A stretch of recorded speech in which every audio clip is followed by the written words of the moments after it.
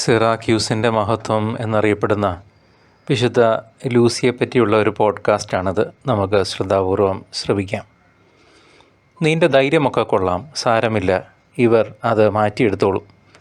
Diocletian ചക്രവർത്തിയുടെ മതപീഡനം കൊടുമ്പിരി കൊണ്ടിരുന്ന AD 304 Roman governor പസ്കാസിയൂസ് ഇങ്ങനെ പറഞ്ഞത് വിശുദ്ധ ലൂസിയോടായിരുന്നു. പക്ഷേ മരണത്തിൻ്റെ വക്കിലും അവളുടെ ധൈര്യം അചഞ്ചലമായിരുന്നു. ക്രിസ്ത്യാനിയാണെന്നറിഞ്ഞ് പീഡിപ്പിക്കപ്പെട്ട അവൾ ഗവർണർക്ക് മുൻപിൽ ശാന്തതയോടെ നിലകൊണ്ടു. റോമിലെ വിജാതീയ ദൈവങ്ങൾക്ക് അവൾ ബലിയർപ്പിച്ചേ പറ്റൂ എന്ന് പറഞ്ഞ ഗവർണറോട് അവൾ പറഞ്ഞു, എൻ്റെ ഭൗമിക സമ്പത്തെല്ലാം എൻ്റെ മണവാളൻ്റെ ഇഷ്ടം പോലെ ദരിദ്രർക്ക് കൊടുത്തു കഴിഞ്ഞു.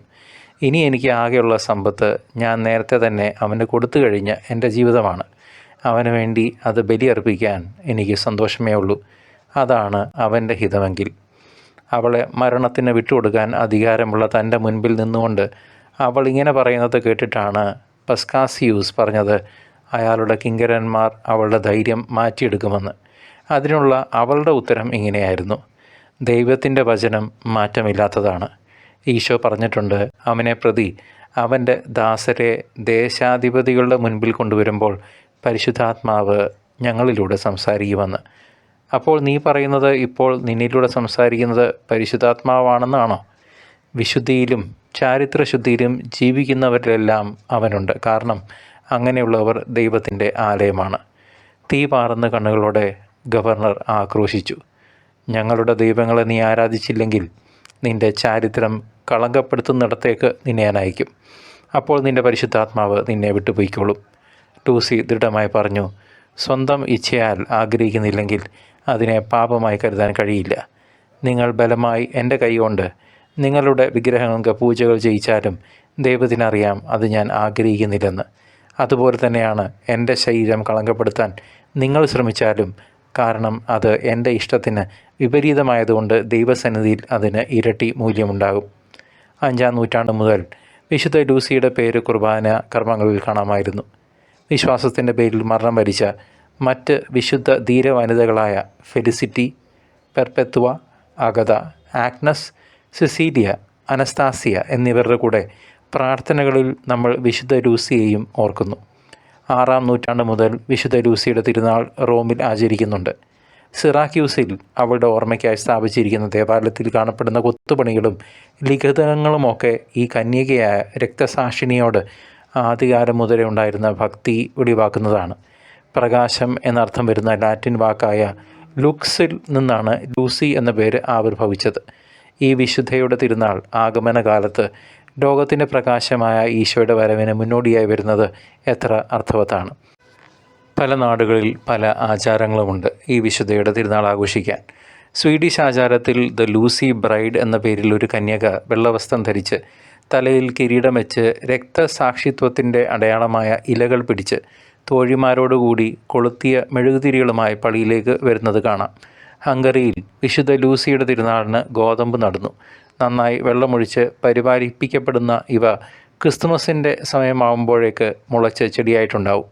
എല്ലാ ക്രിസ്ത്യാനികളെയും ക്രിസ്തുവിലും അവരെ പരസ്പരവും ഒന്നിപ്പിക്കുന്ന ദിവ്യകാരുണ്യ അപ്പത്തിൻ്റെ പ്രതീകമായി കുട്ടികൾ ഈ ചെടികൾ പുൽക്കൂട്ടിൽ വയ്ക്കുന്നു.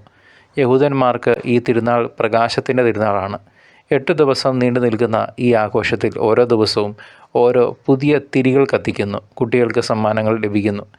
വിശുദ്ധ ലൂസിയെപ്പറ്റി വാമൊഴിയായി പ്രചരിച്ചിരുന്ന വിവരങ്ങൾ ക്രോഡീകരിച്ച് അവരുടെ ജീവിതകഥയായി എഴുതിയത് ബിഷപ്പ് ആയ വിശുദ്ധ അദലം ആണ്. ഒരു സമ്പന്ന കുടുംബത്തിൽ അവൾ ജനിച്ചത് സിറാക്യൂസിലെ സിസീലിയയിലാണ്. അവൾക്ക് 6 വയസ്സുള്ളപ്പോൾ അപ്പൻ മരിച്ചു. ക്രിസ്ത്യാനികളായ അവളും അവളുടെ അമ്മയും സിറാക്യൂസിലെ ഗുഹകളിൽ രഹസ്യമായി ദിവ്യബലികളിൽ പങ്കെടുക്കുകയും വിശുദ്ധ കുർബാന സ്വീകരിക്കുകയും ചെയ്തു പോന്നു. ലൂസി വരുന്നതിനൊപ്പം ഈശോയോടുള്ള അവൾ സ്നേഹവും വളർന്നു. ലോകത്തിലെ മറ്റെന്തിനേക്കാളും ആ ഇഷ്ടം വലുതായിരുന്ന ലൂസി അവളുടെ അമ്മ അറിയാതെ തൻ്റെ കന്യാത്വം ഈശോയ്ക്ക് അർപ്പിച്ച് പ്രതിജ്ഞയെടുത്തു. ഇതിനിടയിൽ അവളുടെ അമ്മ ലൂസിയെ ഇഷ്ടപ്പെട്ടിരുന്ന ഒരു വിജാതീയനുമായി അവളുടെ വിവാഹം നടത്താൻ തീരുമാനിച്ചു. വളരെ ആകുലപ്പെട്ട ലൂസി പക്ഷേ എതിർത്തൊന്നും പറഞ്ഞില്ല. നിരന്തരമായ രക്തസ്രാവത്താൽ കഷ്ടപ്പെട്ടിരുന്ന അവളുടെ അമ്മയോട് കന്യകയായിരിക്കെ രക്തസാക്ഷിണിയായ വിശുദ്ധ അഗതയുടെ ശവകുടീരമുള്ള കറ്റാനിയയിലേക്ക് ഒരു തീർത്ഥയാത്രയ്ക്കുള്ള അനുവാദം അവൾ മേടിച്ചു. അവിടെ വച്ച് കുർബാനയ്ക്ക് ശേഷം 2 പേരും ചേർന്ന് പ്രാർത്ഥിക്കവേ ഒന്ന് മയങ്ങിപ്പോയ ലൂസിക്ക് ദർശനത്തിൽ അഗത പുണ്യവതി പ്രത്യക്ഷപ്പെട്ടു. പ്രിയ സഹോദരി, നിൻ്റെ അമ്മയുടെ രോഗശാന്തിക്ക് വേണ്ടി എന്തിനാണ് നീ എന്നോട് മധ്യസ്ഥം യാചിക്കുന്നത്? നിൻ്റെ വിശ്വാസത്താൽ തന്നെ അത് സാധിച്ചു കിട്ടുമല്ലോ. നിൻ്റെ അമ്മ സുഖപ്പെട്ടു കഴിഞ്ഞു. നിന്നെ മുഴുവനായും ദൈവത്തിന് നീ സമർപ്പിച്ചുകൊണ്ടാണ് അത് സാധ്യമായത്.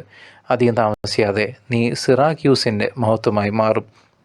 മയക്കത്തിൽ നിന്നുണർന്ന ലൂസി അസുഖം മാറിയ അമ്മയാണ് കണ്ടത്. ലൂസി ആഗ്രഹിച്ചിരുന്ന 2 കാര്യങ്ങൾ തൻ്റെ രോഗശാന്തിക്ക് നന്ദിയായി അമ്മ സാധിച്ചു കൊടുക്കാൻ സന്നദ്ധയായി. വിജാതീയനുമായി പറഞ്ഞുറപ്പിച്ചിരുന്ന വിവാഹത്തിൽ നിന്ന് പിന്മാറാനും അവളുടെ സ്വത്തുക്കൾ ദരിദ്രർക്ക് ദാനം ചെയ്യുവാനും. തനിക്ക് വന്നു ചേരേണ്ടിയിരുന്ന സ്വത്തുക്കൾ ദാനം ചെയ്തെന്ന് അറിഞ്ഞ അവൾക്കായി വിവാഹം പറഞ്ഞുറപ്പിച്ചിരുന്ന വിജാതീയൻ ക്രൂദ്ധനായി. ഡിസംബർ 11 ലൂസിയുടെ വീട്ടിലെത്തിയ അയാൾ അവളോട് പറഞ്ഞു, നിൻ്റെ അമ്മ നിന്നെ എനിക്ക് തരുമെന്ന് പറഞ്ഞിരുന്നു. ലൂസി പറഞ്ഞു, അതിനു മുൻപേ ഞാൻ എന്നെ വേറൊരാൾക്ക് കൊടുത്തിരുന്നു. ഇപ്പോൾ പോകൂ, അവനോട് വിശ്വസ്തത കാണിക്കാൻ എന്നെ അനുവദിക്കൂ. അവൾ ഒരു ക്രിസ്ത്യാനിയാണെന്ന് മനസ്സിലാക്കിയ അയാൾ തന്നെയാണ് ഗവർണർക്ക് അവളെ ഒറ്റിക്കൊടുത്തത്. അങ്ങനെ അവളുടെ വാക്കുകൾ കേട്ട് കോപിച്ച ഗവർണർ അവളുടെ മാനം കളയാനായി ഒരിടത്തേക്ക് അവളെ കൊണ്ടുപോകാൻ പട്ടാളക്കാരോട് ആജ്ഞാപിച്ചു. പക്ഷേ 4 പേർ പരിശ്രമിച്ചിട്ടും അവൾ നിൽക്കുന്നിടത്തു നിന്ന് അവളെ അനക്കാനായില്ല. കുറേ പേർ ശ്രമിച്ചിട്ടും നടക്കാതായപ്പോൾ കുറേ കാളകളെ കൊണ്ട് വലിപ്പിക്കാൻ നോക്കി. എന്തൊക്കെ ചെയ്തിട്ടും നിന്നിടത്തു നിന്ന് ഒരടി അവൾ അനങ്ങിയില്ല. കുറേ മജീഷ്യന്മാരെ കൊണ്ടുവന്നു, അവരും പരാജയപ്പെട്ടു. എന്താണ് നിൻ്റെ ഈ മായാചാരത്തിൻ്റെ രഹസ്യം? ഗവർണർ ചോദിച്ചു. ഇത് മായാചാരമല്ല, ലൂസി പറഞ്ഞു. ദൈവത്തോട് വിശ്വസ്തരായിരിക്കുന്നവരോട് ദൈവം ചെയ്യുന്ന നന്മയാണ്. പസ്കാസിയൂസിന് ദേഷ്യം വർദ്ധിച്ചു. വിറകും കീലും എണ്ണയും കൊണ്ടുവരാൻ പറഞ്ഞ അയാൾ തീ കൂട്ടി അതിൽ ആ കന്യകയെ ദഹിപ്പിക്കാൻ ഉത്തരവിട്ടു. അഗ്നിക്കും അവളെ ഉപദ്രവിക്കാനായില്ല. എൻ്റെ പീഡനങ്ങളിൽ നിന്ന് മറ്റ് വിശ്വാസികൾക്ക് ധൈര്യം ലഭിക്കാനായി അഗ്നിയിൽ നിന്ന് എന്നെ രക്ഷിക്കാൻ ഞാൻ ദൈവത്തോട് ആവശ്യപ്പെട്ടു എന്ന് ലൂസി പറഞ്ഞു.